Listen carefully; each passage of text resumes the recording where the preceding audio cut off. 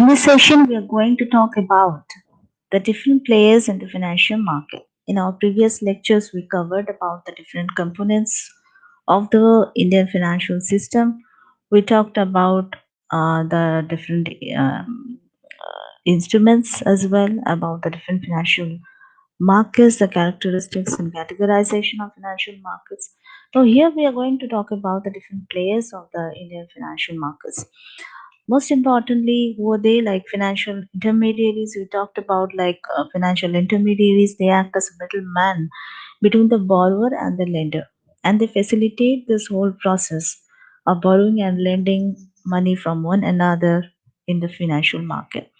So these financial intermediaries are brokers, merchant bankers, depositories, and underwriters. Now let us have a look at the different role that is played by financial intermediaries. The role of the financial intermediary is to distribute the funds from people who have extra inflow of money to those who don't have enough money to fulfill the needs.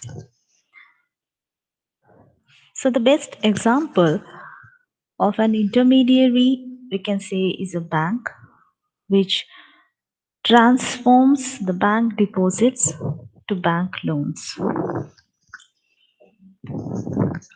Some of the important intermediaries operating in the financial markets they include investment bankers, underwriters, stock exchanges, registrars, depositories, custodians, portfolio managers, mutual funds, financial advisors, financial consultants, primary dealers, satellite dealers, self-regulatory organizations, and many more. Now, in this pictorial representation about the financial intermediaries, here we see the intermediaries, they act as the middleman. They come in between this public.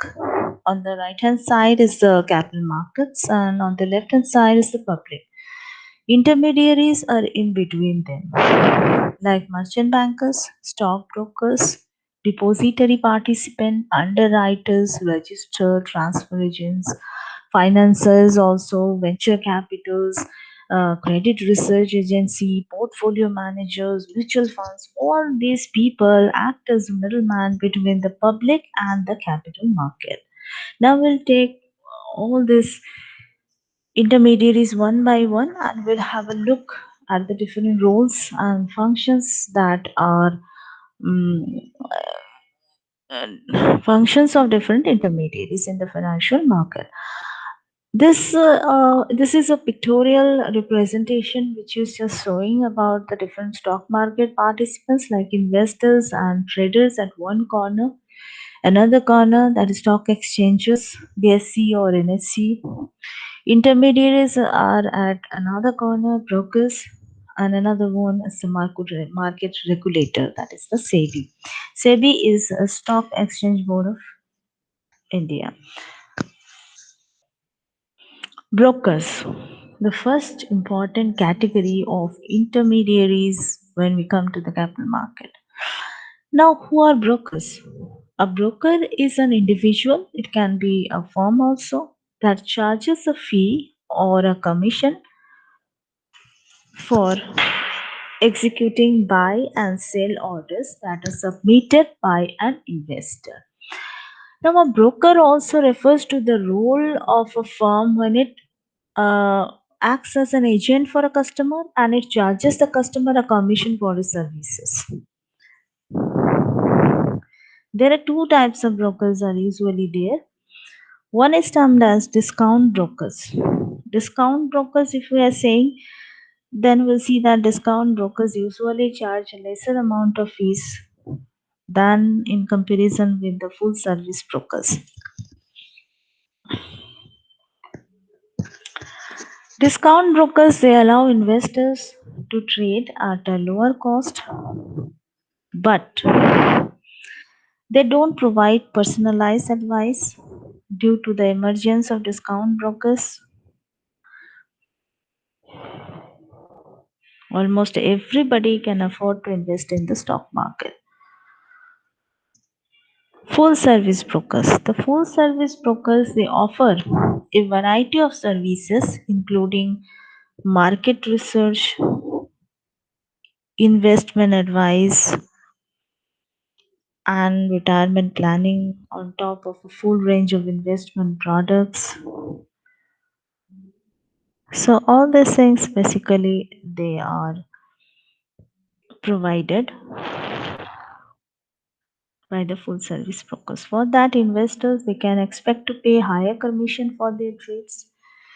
Brokers are compensated by the brokerage firm based on their trading volume as well as for the sale of investment products. An increasing number of brokers they offer fee based investment products such as managed investment accounts, etc. Now we move on to merchant bankers. Who are these merchant bankers who act as financial intermediaries? A merchant bank is a financial institution basically that provides capital to companies in the form of share ownership instead of loans. A merchant bank it also provides advisory on corporate matters to the firms they tend to. Both commercial banks and investment banks they may engage in merchant banking activities. Historically, the merchant bank's original purpose was to facilitate and or finance production and trade of commodities. So hence the name merchant came into existence.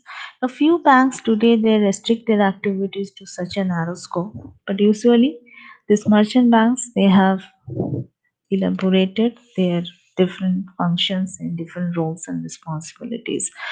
Now we move on to the underwriters. Now, who is an underwriter basically?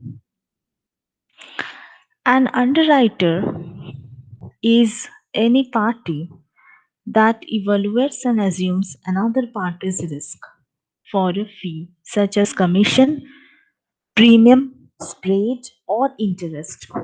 Underwriters they operate in many aspects of the financial world, including the mortgage industry, insurance industry, equity markets, and common types of debt securities. Generally, they are considered to be the risk experts of the financial world, and they can also contribute to sales type activities as they do in the IPOs process and in the reselling of debt securities as well. So, underwriters, what they do is they evaluate the amount of risk that is associated with another party. Evaluation of risk, assessment of risk is actually done by the underwriters for a fee, a commission or something like that, a fee that is charged by them, and in um, against of that fees they evaluate and assess whatever risk is there associated with another party. So in IPO, what is the process that is actually carried out by underwriters?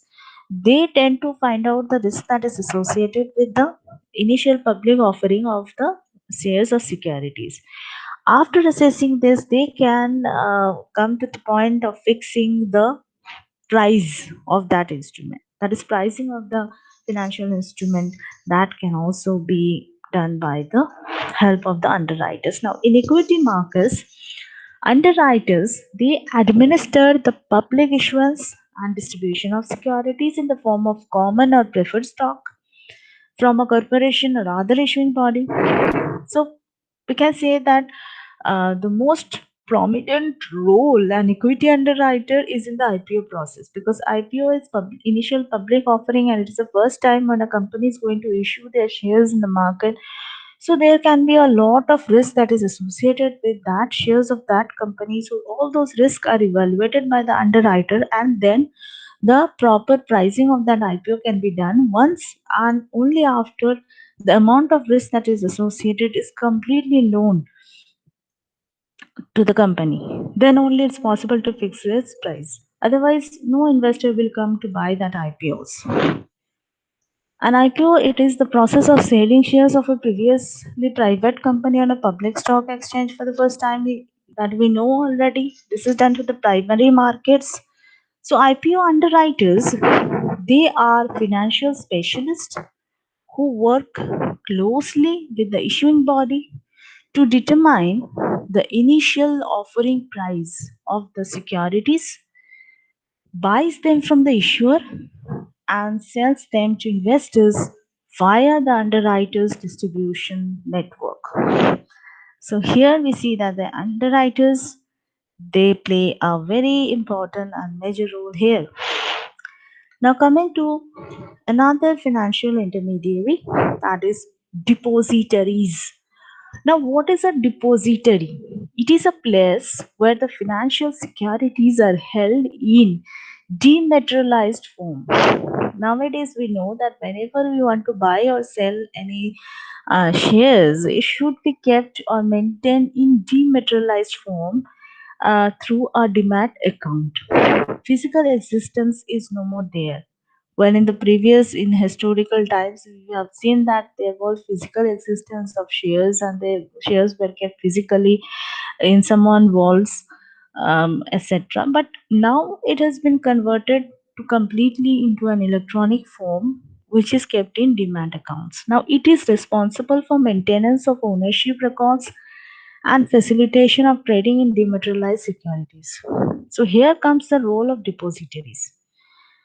Depositories are basically responsible for maintaining this records of electronic securities, ownership of them. They are maintained in a proper database, and that is provided by the depositories.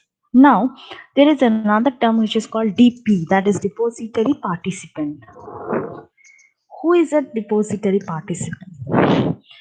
DP is described as an agent by law of the depository. They are the intermediaries between the depository and the investors. So this depository participant can only access the depository on behalf of the investors. The investors cannot directly access this depository. So for that, depository participants are required who need to be an agent of the same, and then only they can access the depositories. The relationship between the DPs and the depository, it is governed by an agreement made between the two under the Depositories Act. It is strictly legal. A depository participant is an entity who is registered as such with SEBI under the subsection 1A of section 12 of the SEBI Act. As per the provisions of this act, a DP can offer depository related services only after obtaining a certificate of registration from SEBI. There are two depositories which are functional in India. One is NSDL, that is National Securities Depository Limited. Another is CDSL, that is Central Securities Depository Limited. CSDL, sorry, there is a mistake here. So various depository participants that link to each other, each one of them in India. All the details in form of electronic records of equity and debt are kept in the safe custody in the depository. Otherwise, theft can be there, hacking can be there, many kinds of fraud can be there. So that's why they are kept safely in depositories, and only the depository participant have the access to these depositories. Now, how do depository work? Depository, they interacts with its clients or investors through its agents called depository participants, normally known as DPs. For any investor or client to avail the services provided by the depository, they has to open depository account which is known as demat account with any of the depository participants. Now what is a demat account? A demat account or a dematerialized account, it basically converts the shares from the paper form into an electronic form so that investors can easily buy and sell shares of different companies using their demat accounts. So all the transactions are entered into it. That is the number of shares that are held by the investors in electronic forms. What is the number of shares, the share name of the companies of the shares, everything. Now, how to open a demat account? In order to open a demat account, the interested candidate they has to follow these general instructions. What are those? The interested candidate has to approach a depository participant, a DP, who is registered with the NSDL, and or you can say CSDL. The sole function of the DP is to act as an intermediary between the investor and the depositor. Then the relationship manager from the DP they provides an application form that need to be filed and deposited with them. Some documents like identity and address proof they are mandatory requirements and cannot be bargained with. The interested candidate then needs to produce an original PAN card during the process of account opening. Once the documentation is over, the DP, who is basically a stockbroker firm, bank, sub-broker, etc. For example, you can say India Bulls, Sher Khan, IIFL, ICICI Direct is there, etc. They demand a minimum check in the applicant's name in case you want to start with purchase of shares. Now, DP purchases dematerialized shares in the name of the account holder and they saves them in demat account and charges a minimum brokerage for the same. Advantages of trading through a demat account. A demat account promises security in transactions, timely delivery of shares, reduce fraudulent transactions, as the paper use is limited in the process. So we can see the cost associated are reduced greatly, and the cost per transaction is also lower than physical trading. The process has provided mobility and ease of working from anywhere. It can be accessed from anywhere electronically. So, in addition, investors can invest in IPOs, ETFs, that is exchange traded funds of gold, and carry out trading at huge volumes that was not possible earlier. So, these are some of the advantages. Now, trading and settlement process. This is like a we can see in the pictorial view of the trading process and the settlement process. So here we see that investors they approaches the broker is connected with the exchange, right? Now exchange it is done to the clearing house. Once this exchange they investors they place their order to the broker placed the order to the exchange and exchange to the clearing house. Once it gets cleared from the clearing house it accesses the depository, and from depository it goes on to the number of shares is credited to the demat account of the investors. So this is the process in which all this settlement and trading process takes place. So that's all for today in this lecture. Thank you everyone. So we will see in the next lecture.